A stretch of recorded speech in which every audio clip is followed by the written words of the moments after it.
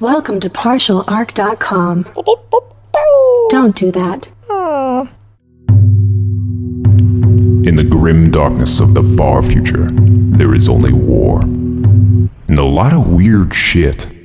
Roll to seize!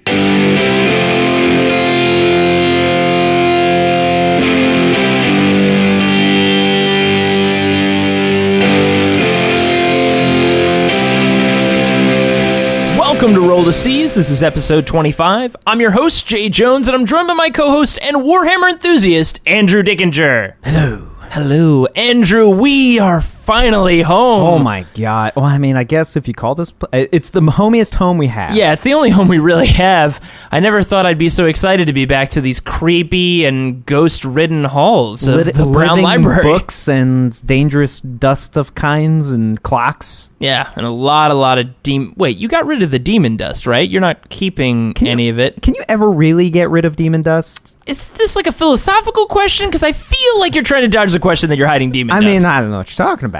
Anyways, guys, if anyone doesn't know, we've been spending a couple weeks working with the Inquisition on secret missions that we broadcast to the whole universe. Yeah, I mean, I'm sure they're fine with that. I'm sure. We did tell them we were going to do that, right? Yes? They'll probably be totally fine with it if they find out. I mean, it's not like they're that crazy. Yeah, they're not like super secretive or exterminate us entire planets when people find out too much. Things don't happen. Like, I mean, there's no kind of like incursions or anything. So yeah, I think we're gonna be fine. It's totally fine. We're gonna be fine. There's been some big news in the 40K community about a new edition. Okay, yeah. So this is definitely like measure your salt carefully, but yeah, it seems really weird. But the general consensus is revolving around Nids and Blood Angels being like the starter set for 8th edition, and they're saying as soon as early next year. That's pretty exciting because, I mean, look, it makes sense when you have so many freaking FAQs out there, like a compendium. You could make a 40K rulebook out of the FAQs. Now, here's the thing that like has caused a lot of arguments and like with regards to where they could go with it is they're saying that Age of Sigmar is the test bed for 8th edition 40K, and that a lot of the things in there are going to be pulled over to here. The game has a decent formula right now. I'm not saying it's perfect. Yeah. And definitely two things need to be dialed back a bit. Allies and formations. But one thing that's interesting with, at least with our group of gamers, which is a large portion of like the competitive ITC scene on the West Coast, is that even the Marine players are like, Battle Brothers has got to go. Like, you just can't have Battle Brothers in the game. It just fucks so much shit up. But why, Andrew? I mean, Dark Angels and Space Wolves get along so well. Of course, like totally Dark Eldar and Eldar would be best buddies. They're best friends. Oh my gosh, the Archons and the Farseers are just buddy-buddy. Yeah, I mean, Battle Brothers just... I know how I feel about the Allies Matrix. What? You've never shared those feelings on this show. It should be a thing that never existed, and they just made, and it's just like... Well, you wear the same armor I wear, so we should be friends. Is your mother's name Martha? Is her name Martha? You had to pull that movie into this? I mean, Batman kind of looks like he's wearing Space Marine armor in that movie. Not really. I guess you're right. I guess he's wearing armor towards the end. Right. Is that where Space Marine armor came from? Did Batman pioneer Space Marine armor? God, I hope not. But there's been a long discussion. If they dial it back a little bit more towards 5th edition, where it wasn't, there are so many fucking rules already, and then all of a sudden it's like everything's formations and even more rules, and it's just like, oh, God. I can't wait till they add 3 more phases to the shooting phase. It's going to be so great. I can't say that I am... I can't wait for the reloading phase. Can you imagine? God. You have a reloading phase, but you have fast reloads, so that means you can shoot fast. I can't say I'm annoyed that ITC, the votes came in and it ruled out the dogfight phase, because my word, the last thing, after the invention of the psychic phase now, and now they're going to implement yet another phase. Yeah. It's just like... And now look, if you guys love Death from the Skies, and if you love using the planes and the rules, that's great. We think in competitive play, when time is just so short already. It's just so tough to fit that in there. You just can't have it in the competitive scene. But guys, that's some of the rumors that we're seeing out there. In 8th edition, I think it's kind of exciting. How do you feel about kind of resetting and doing a brand new edition in 2017? Yeah, I mean, as long as NIDS gets a proper update, I think I'll be on board. You're, feet up in the air, arms crossed. Look, as long as the bugs get something pretty cool, I'll be all right with it. Like, if that's the whole reason for their unseemly delay on their new book. It's amazing that they, just might not have a 7th edition book, and we get to 8th edition, and they just did not have an edition. Yeah, I guess. Not and hey, kudos to the Bay Area Open winner who won with a Dark Angels Battle Company. That's awesome. Solo Dark Angels in your face. Yeah, that's so cool. Now, of course, we know the Dark Angels are probably secretly masquerading as Space Marines when they're really just chaos, but, we'll get to that at another time. There's a book back here somewhere we can pull that out. I don't know what you're talking about, Jay. It's totally not real.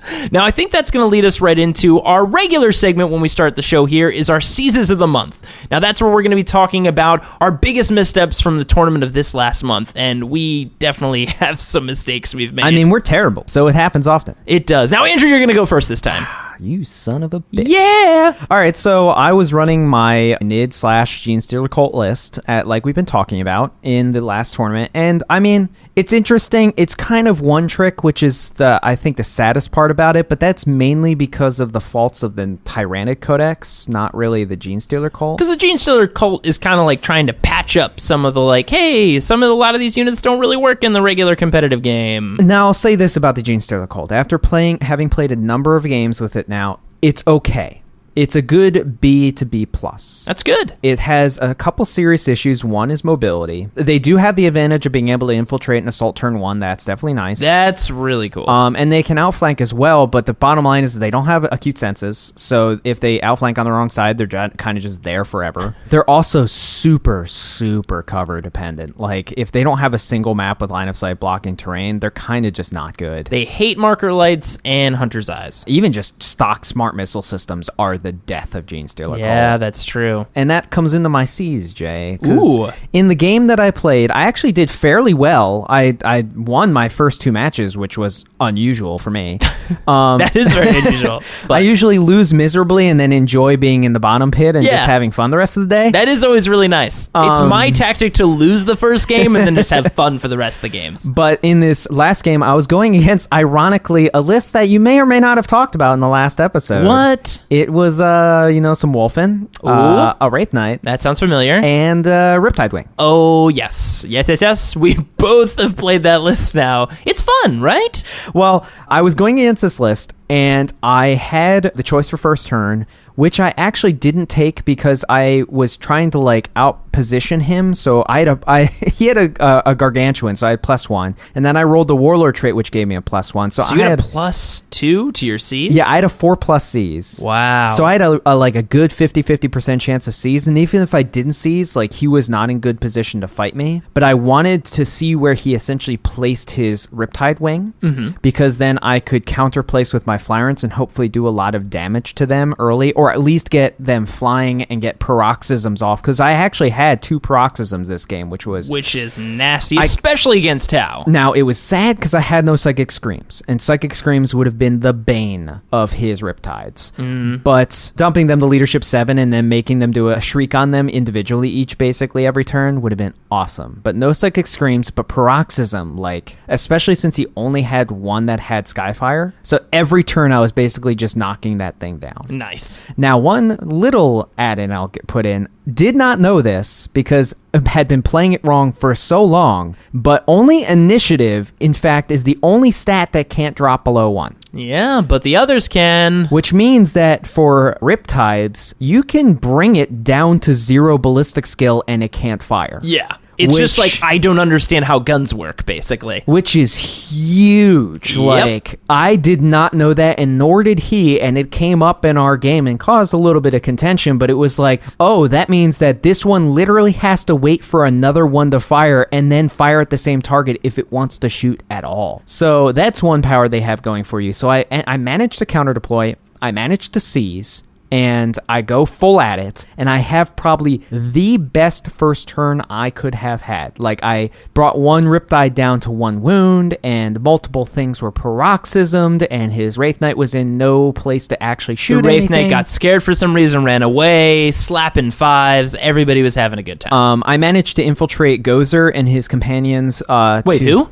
Gozer. The Gozar, the gene stealer leader. Okay. Yes. I got a little bit of a flashback because of recent events. I'm calm now. Yeah, we're okay. We're okay. We're okay. So Gozar Yep. managed to infiltrate next to one of his artillery emplacements, and some Flyrants went after the other artillery emplacements, and I managed to take both of them out in the first turn. Wow. So that was awesome. Brought a Riptide down to 1 wound. Awesome. All my things in position to take objectives now. Granted, after that happened, everything went downhill. Oh no. It looked like I was in position to just take the game handedly. But when it's just Flyrants holding up the list, and Flyrants alone, they can only do so much work. Yeah, and they do a lot of work, but there's a reason why you see Tyrannid lists with 5 Flyrants in them. Because they're just the only real good thing. And because you can't take more than 5. That's not true. Wait, you can? You could take 6. I've heard that it's even possible points-wise to fit 7 in a list. That's insane. Where it's literally just 7 Flyrants and some Euclids, and that's your entire list. Wow. But yeah, essentially, my mistake for this game is I should have just taken first turn, even though he also rolled the Warlord trait that gives him a +1 to his Cs.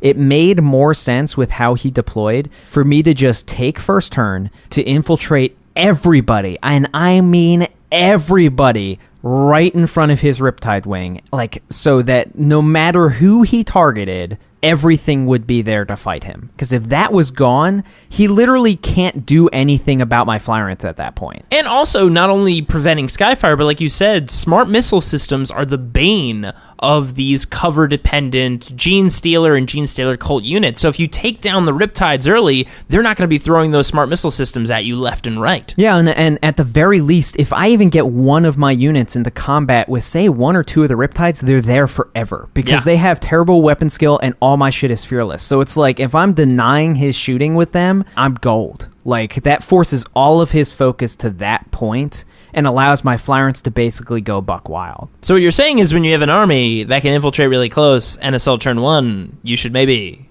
go turn 1? I think you should maybe shut up.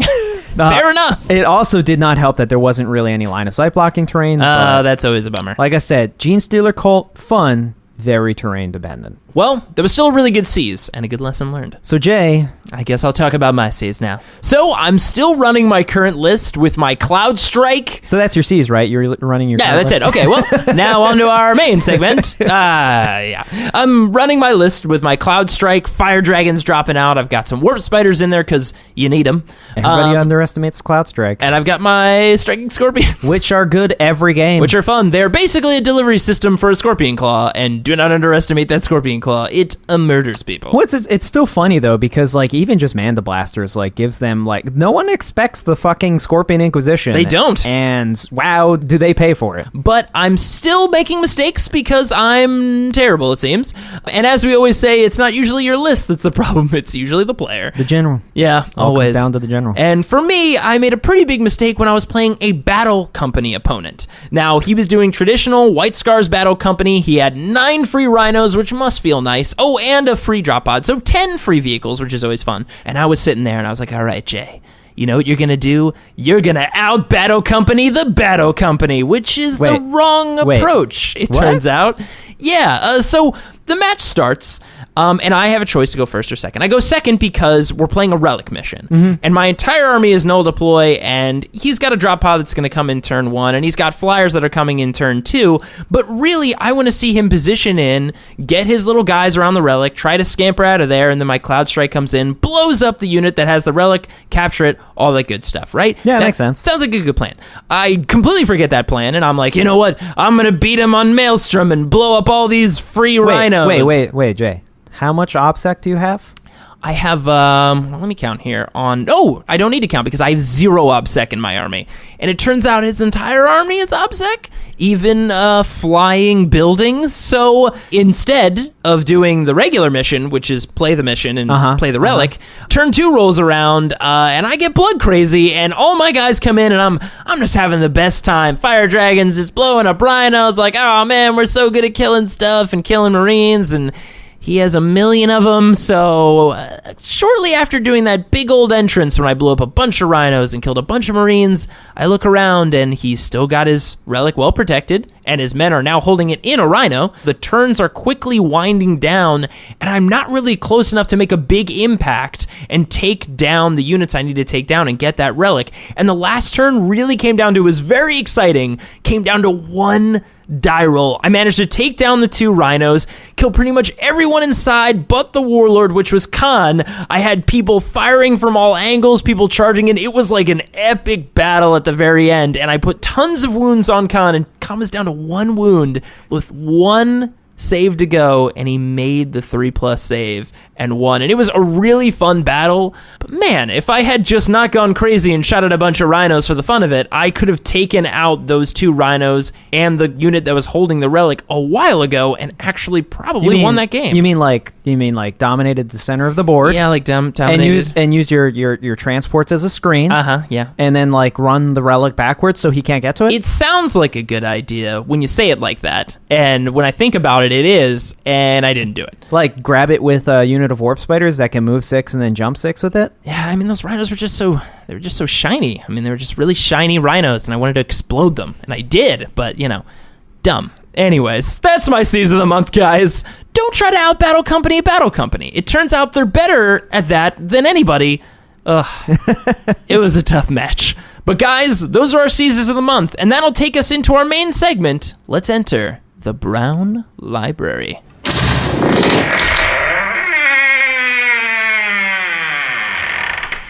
The old Brown Library leather chair. This is leather, right? I've never really asked what this is made out of. Leather. Oh, God. Oh, yeah, that's definitely... Is that an eye? Okay, you know what? I'm not going to sit here anymore. So, for anyone who doesn't know, our Brown Library segment is where we go through the tomes and halls of the Brown Library and look at an underused or underrated unit or a theme we like and try to make an army list out of it. And they're usually, really good. So, Andrew, what is our unit or topic for this Brown Library segment? So this time we're going with a theme. Ooh.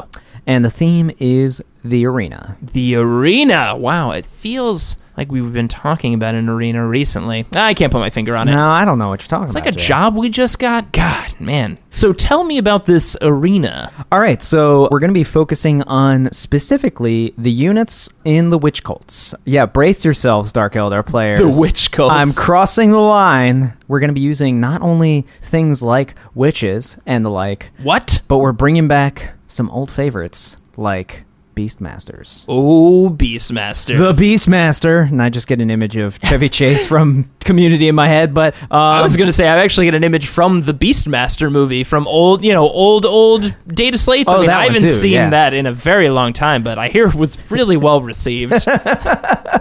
I believe that's right. AAA. Yeah, AAA. Absolutely. But so, essentially, the arenas are interesting. These are like the gladiatorial areas in the Dark City, Commorragh, which is in the webway. Yeah, and these cities are... I say cities, but really it is like cities because it's just endless. Yeah, it's too huge to comprehend. Yeah, like the map is like ridiculous. Like trying to Google Map Commorragh, it explodes your phone. It's like watching your map, but it's in 6 dimensions, and you're just like...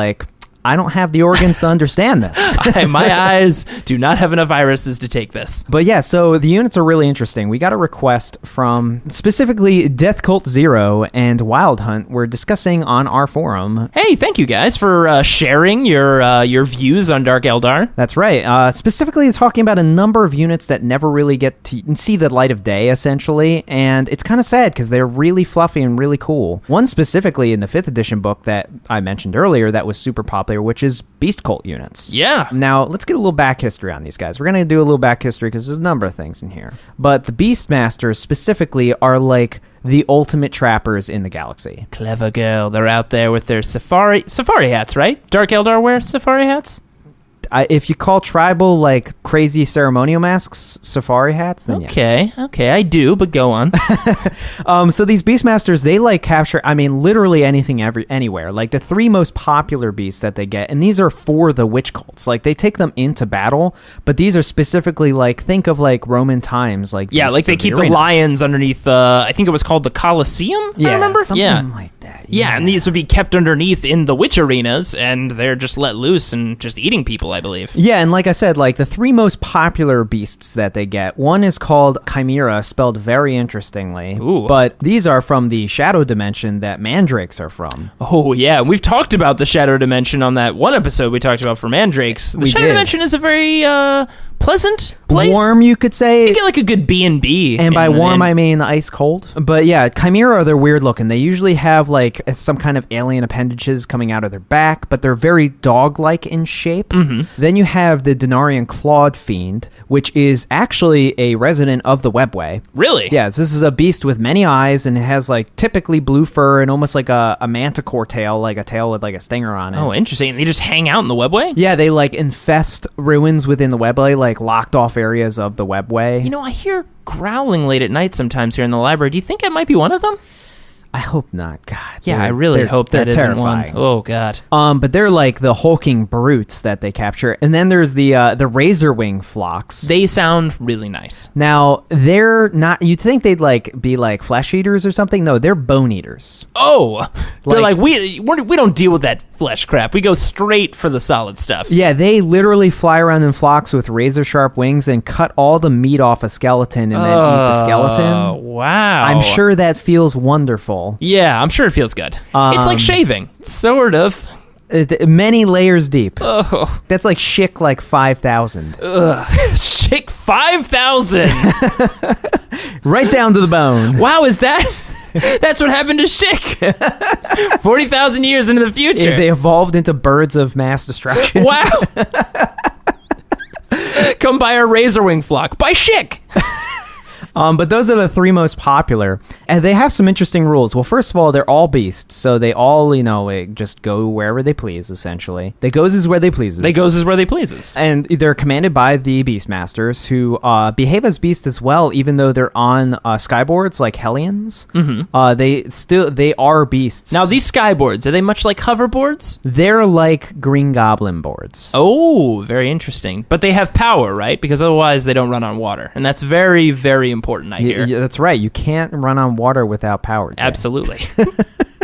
I'm sorry, I've been recapping a lot of data slates lately and just been catching up on a very specific period in time. I know we never talk about the films from like 1,000 years ago, but always the ones in that specific period. That's right, like 39,000 years ago. Yeah, around that time. Made really good ones. But yeah, so what's cool about this unit, even though it got hit with the nerf bat pretty hard in the update from 5th to essentially their 7th book, like Chimeras lost their 4+ invulnerable save for just a straight demon rule, which means they have a 5+ invulnerable save, and Fear, Jay, they have fear. Whoa, that is such a useful rule. I mean, people never forget that units have it. So that was kind of unfortunate. They did go down in cost and kept their normal stats, and like this is a serious close combat unit. Everything's high initiative, everything's like tons of attacks, decent or good weapon skill, like weapon skill 4 or higher, usually 5 or higher. That's great. And numbers of attacks. Now, even still, like think about a Chimera. Chimera is only 10 points for initiative 5 platform with 3 attacks, 4 on the charge, and strength 4. That's pretty good. Pretty good. And they're beasts, so 12-inch movement. And like I said, like having that with a 5, even just a 5+ invulnerable save built in, we've seen like demons can be real resilient. Yeah, absolutely. And I mean, and that's their only save, right? They don't have like a regular armor save. They do not have a normal, I mean, or it's like a 6+ or something. But still, I mean, that's still helpful against like grav and like, I mean, in having a constant save like 5+. I mean, I play with Harlequins and they have a constant 5+ invul, and it's pretty good. And I mean, granted, they're always going to be getting better stuff from cover, which they're always going to be moving through because they just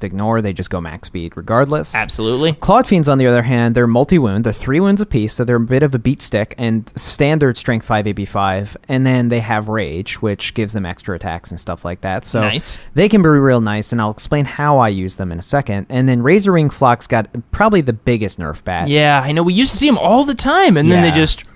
Now, they used to disappeared. be like 5 attacks base and 5 wounds and kind of just crazy. They used to, I remember when I was using old scarabs with Necrons, they were kind of like the other end of that. Like, scarabs were always eating tanks back in the day, and then the Razor Ring Flocks were just murdering people. Yeah, so the Razor Ring Flocks, they still have a large number of attacks, but they lost 2 wounds, and they lost, I think, 2 base attacks, or even just 1 base attack. But, like, the reason they were so effective is because they had so many wounds, so they basically only feared strength 6 and higher. Yeah. And they had so many attacks that rending always came into play. They still do have rending, thank God. Yeah. So, like, you really have to mix match the unit to make it effective. Now, the one downside the unit has, even with a Beastmaster, it's low leadership. Ugh. It's only LD8, which is kind of sad. Yeah. But what I do with this unit is I take a couple of the Clawed Fiends, a few of the Razor Ring Flocks, and then fill in the rest with just 2 Beastmasters, so the one Beastmaster doesn't get sniped out by artillery, and then they're low leadership. That sounds pretty good. And then fill in just the rest with Chimera. And just usually,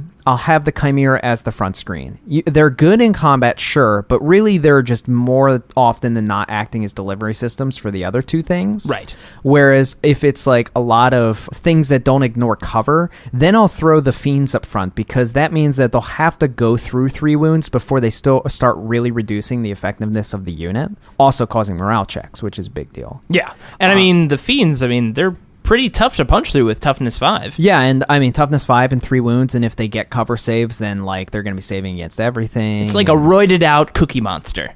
Actually, yeah, that's a chaos warped, roided out cookie monster. Yeah, that's pretty close. Nom, nom, nom, nom, nom. Terrifying. I think that is the sound I heard. I thought it was a growl, and it's just that's just so that's much even worse, That's yeah. so much worse. Oh Jay. my gosh. It's probably because I keep leaving cookies outside. Why are you leaving cookies outside? Look, you never know when it's Christmas in here, okay? You know, I can't tell time. So, just to be safe, leave some cookies outside. That doesn't sound like a safe choice at all, Jay. It's probably not. Probably why we have these things lurking outside. So moving on, so we get 6 fast attack slots in this army, and how do you get that? Well, Dark Eldar have a very often not used formation in their own book or detachment called a Realspace Raiders detachment. Now, what this does is it gives them some special rules that are really not great, but like Don't we all love those formations where like, oh man, what is this gonna have? Nothing. It's like 6+ cover on turn 1. Dude, that's so valuable, man. And- 6+ cover. And like stealth for only the troop units on turn 1, which doesn't matter if it's night fight because then they have stealth anyway. You gotta imagine the formations are trying to get really creative when you've made this many. You're like, okay, I have stealth in my shooting phase in turns 2 and 4. What the fuck is this? Now, granted, this book was made before the formations really started happening. It was at the front end of 7th edition. They were playing around with them. What the real kicker with the Realspace Raiders attachment is it gives you 6 fast attack choices. And the fast attack choices are like one of the areas of the book that has the real gems.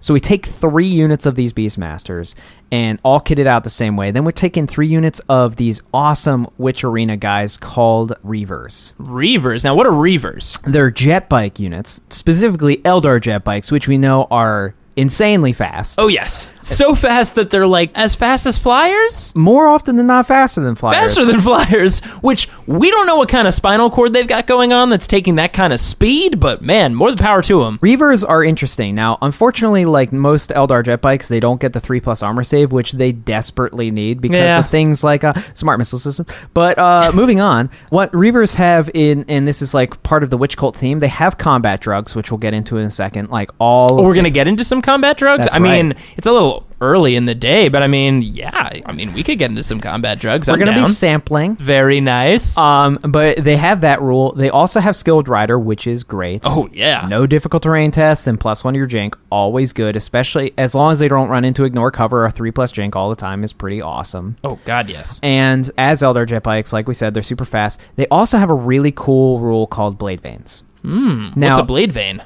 All of them as of stock have this blade vein rule. What it means is that they have a strength 4 hammer of wrath with rending. Whoa, that's pretty cool. Now, what's even better is that you can upgrade up to 3 of them to get these things called cluster caltrops. Now, I've heard that the cluster caltrops is where it's at. Now, what do these things do again? Cluster caltrops are a D6 hammer of wrath. What? Per model? per guy that has cluster caltrop. Wow. So up to 3 of these. So up to 3d6 Hammer of Wrath at strength 6 with rending. Whoa. So that can get, like, on average with 3 of them, is 10 to 11 strength 6 hits Jeez. before combat even takes place. That's awesome. With the rending rule. Now, this is awesome for this army specifically, only because it allows them a platform without, like, haywire or lances to actually fight knights. Like, they can actually fight knights. I mean, with that many rending attacks, absolutely. Even more so because they have hit and run as well,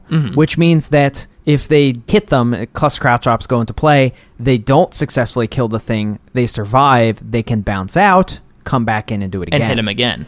That's kind of like their jam, is to bounce from combat to combat, essentially. That's like, they really never cool. really want to fight something, they just want to impact it and go. Impact, leave, they're just hit and go, man. So that fills in the rest of the fast attack slots, is not units of 9 of these suckers. So Wow. they each also have what's called a heat lance, which is a shooting attack that's like, it's a lance melt-a-weapon. Nice. So these guys are going after the armor. Like, they are there to give a chance to go after some Oh, armor. yeah, that much strength 6 and rending and melta, basically. I mean, that's awesome. Now, already we have 6 units that have a minimum 12-inch move. If you're getting the theme of speed in this army here, now here's where the real fun stuff comes into play. And by fun stuff, like, experimental could be great, could also be terrible. Andrew, everything we come up with on this show is great. What It's are you gold. talking about? Yes. I mean, we've never tested any of it, and why would we? Because it's golden.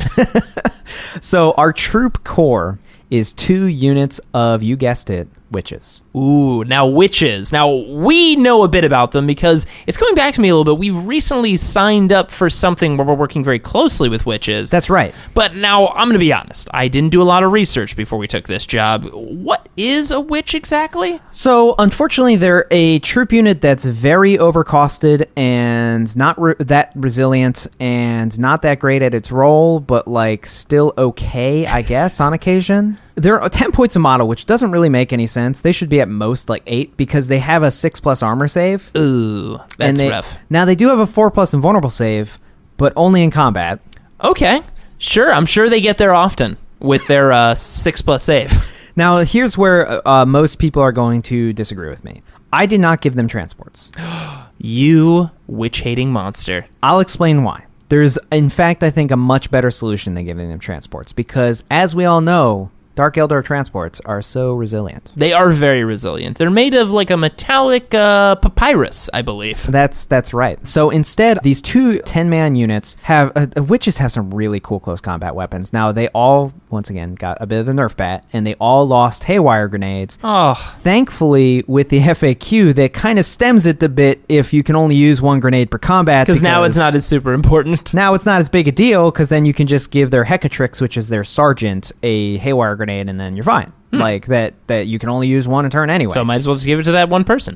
They have these things called, I gave them these things called hydra gauntlets, which are essentially like, imagine like gauntlets with spikes that grow. Whoa, that sounds Crazy. awesome. It's this crystal that like can grow on command and regenerate and shit like that. And it gives them a shred platform. So you get the idea that these things are a close combat unit. So there's 10 of them. They all have combat drugs, which we'll get into in a second. Excellent. They all get power from pain, which is important because that can give them feeling of pain and eventually furious charge and fearless and stuff like that. Nice. Never a bad thing to Oh, have. no, not at all. And then the leader, the hekatrix, has an agonizer, which is a poison 4+ AP3 weapon. Always good. Whoa, I like that. Especially good for challenges. And then haywire grenades, of course. Now, our HQ units is where this gets interesting. We've taken 2 succubi. Now, succubi are essentially like the highest rank witches there are. Yeah, they run the whole, I think, the witch cults, and like they run the arenas, all of it. Specifically like Cult of the Rose, or the Cult of the Dying Wish and stuff like that. Like all of the Dark Eldar factions, the succubi run the witch specific arena for that faction. Okay, cool. So they are like their generals. Now, granted, like Lilith is the like top of them all. She is the arena champion. Right. But the succubi have access to a lot of really awesome war gear. One, they have access to one of the few AP2 Dark Eldar weapons. Oh. That's actually like makes them strength 5. It's AP2, and they have a lot of attacks at like initiative like 8. Whoa. With like weapon skill like 9. That's really fast. And like 6 or 7 attacks on the charge. Like they can do Jeez. work. I mean, Strength 5 AP2 is really good. When you put it in the hands of something that fast and that effective in close combat, I mean, that's murderous. So these witch units kind of act like delivery systems for the special weapons. For the special weapon? You know, I feel like I know what the feeling of that is like. The unit, they all have assault grenades, which is great. Wow. And specifically, there's 2 succubi. And the reason this is important is because it gives you access to 2 relics that could do serious damage against some of the units that they're like the most afraid of. Now, most relics I only ever see is usually rolling with the Archons when they've got that like 2+ invul. What are these relics? Okay, so these relics are interesting. First of all, I'd like to point out that both succubi have a webway portal. Now, where this is important is that they can choose to attach to the witch squads and deep strike them with no scatter. Ooh, that's really nice. Why I choose this over the transports. Yes, if they have the transports, it means that they could assault first turn. But let's be clear here. With their transports, there's a high likelihood of them exploding, which means then they do a lot of damage to the witches inside. But they have a 6+ armor save, Andrew. They'll be fine from all that fire hitting them in the face. Yeah, I mean, probably. And then they probably won't get shot immediately afterwards and then take Overwatch, and then there's like 2 of them left. So I think you're making the wrong choice here. Instead, we're going to basically flood the field with jet bikes and beasts, and then deep strike these witches in the back line and be like, you have a choice to make here. Do you go for the witch units, which most people are going to be like, they're witches, which is a big mistake, or they decide to have to shoot either the jet bikes or the beasts, and you just essentially get overwhelmed. So it's a which scenario do you choose? Am I right? Kind of like you're fired. Which is which? Because there's witches. All right, I'll stop now. So the relics that these 2 succubi have. Now, what's interesting is that you want to essentially assign 1 succubi to a single witch unit normally, so that one is with one is with the other, and then you can separate them. But if you're going to say something, I don't know, like a Riptide Wing, that's when combining the succubi into 1 unit becomes essential. Why? Because they have these 2 things called the Archangel of Pain and the Armor of Misery. So these are the 2 relics. These are the 2 relics. The Armor of Misery gives the Warlord a 4+ save, 6+ invul normally, and the real key comes into play. All enemy units within 6 inches have a -2 to their leadership. I see where you're getting at here. So if you're against, say, something like a Riptide Wing, suddenly you no scatter deep strike within 6 inches, and they're all leadership 7. Here's where it gets even better. The Archangel of Pain is a 1-time use per game item that gives a -2 leadership check to every enemy unit within 9 inches. So you're forcing a 5 leadership check. This is a Psychic Shriek, a full-on Psychic Shriek with no Psychic test required. Wow. Meaning you have to take a leadership check with a -4 modifier with no armor or cover saves allowed. And you don't have to worry about Deep Strike mishapping because there is no scatter with those webway portals. So that's what I was saying. If you're against a Riptide Wing, yeah, they can intercept, but there's no way they're going to kill all of those people and the succubi. And it's a no scatter, so you can choose the positioning. And remember, with Interceptor, you still have to see, even with smart missile systems, you still have to see the unit you're shooting at. Exactly, which means that these items work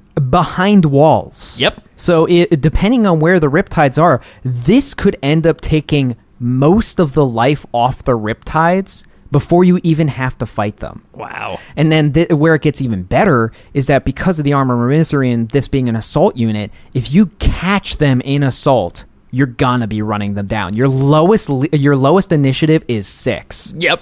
And they're already a -2 leadership, and you have an AP2 weapon so that you can punch through that armor like good fucking luck. And then if you get them in combat, ironically, I did the math. Witches are actually more resilient than warriors. Really? Now, most people argue that fact, but the bottom line is the 5+ armor save to warriors almost never helps. You're almost always going to be taking cover or and a weapon. Most guns ignore that armor anyway. That's what I'm saying. So, like, even if it's like a scatter laser, you're like, well, it's 8b6. Well, they're going to be taking a cover save over their armor save because the cover save is almost always going to be better. Yeah. And they have to access the same feel no pain through power from pain that warriors get access to.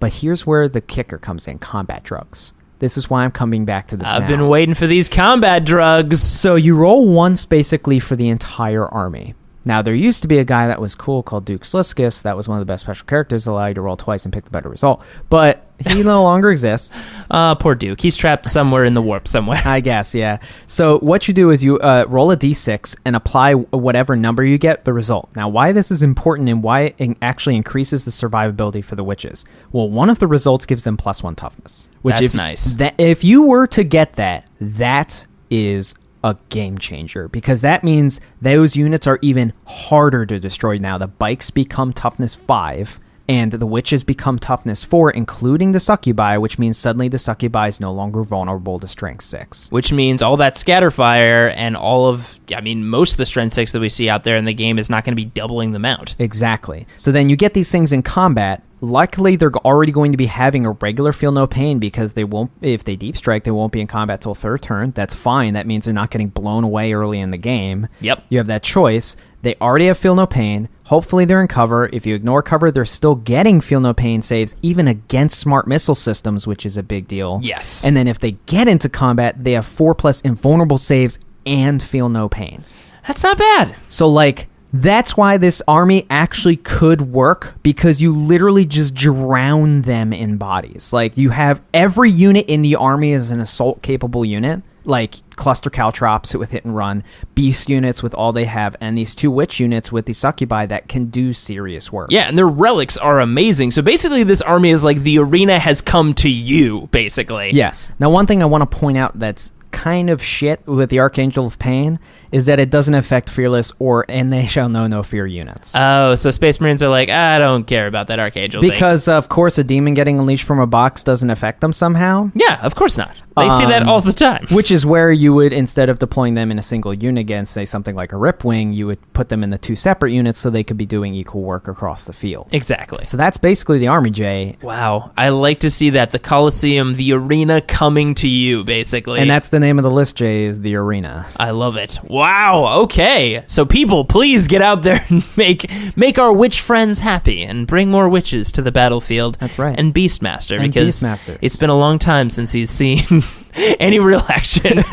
So guys, that was episode 25 of Roll to Seize. We'll be posting new episodes of this segment every month. But if you'd like to hear more episodes of Roll to Seize, we now have on the 1st and 2nd Wednesday of every month our Dark Heresy episodes. That's right. And our 3rd Wednesday of every month, starting in August, is our 40K Arena episodes. It's almost like similar to what we were just talking about. It's almost like what we just discussed. So weird. Yeah, Andrew and I, if you didn't hear, we're going to be broadcasting live from Witch Arena 3022 in Commorragh. So prestigious. So prestigious, that arena. And we're going to be giving you guys the play-by-play as we smash 2 very competitive units, or non-competitive in some of those matches, against each other to see which one comes out as the arena victor. So definitely check that out. Again, that's the 3rd Wednesday of every month. And of course, if you'd like to check out other similar podcasts, head over to partialarc.com. That's arc with a C.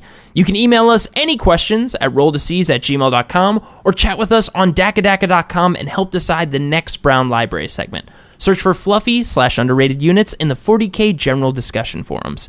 Of course, you can always follow us on Twitter and Instagram for tournament and model picks at partialarc.